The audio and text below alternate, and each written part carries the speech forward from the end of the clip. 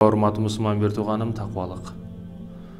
Качан көргөнсүз такыба жигит менен көчөдөгү чымын чегип жүргөн кыздын чогуу болуп бирге болгонун. Такыбага такыба, имандууга имандуу туура келет. Ошондуктан такыбалыкты так туура сакташыбыз керек, таңташыбыз керек, колгошубуз керек, коргошубуз керек.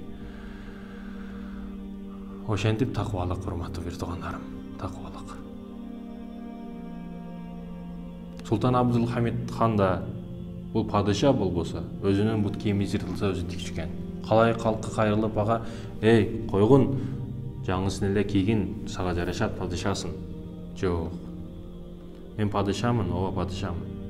Падыша болгондумдун себеби калайыктын, эл журттун акчасын тийбестен, бюджеттен жебестен аларга туура бөлүштүрүп берүү үчүн, туура жака, сак жака колдонуу үчүн падыша болгонмун. Коргоо үчүн падыша болгонмун. Аны туура эмес жактарга сарпташ үчүн эмес дейт.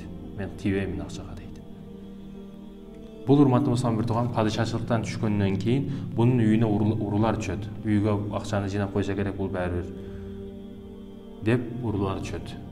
Бирок жай намаз, дарат алуу үчүн кумра, идиш, анан бир полотенцеден башка эчтеке таппастан урлар үйүнө чыгып кетет, үмүтсүз абалда. Чыныгы падыша, Такыбалык ошондуктан урматтуу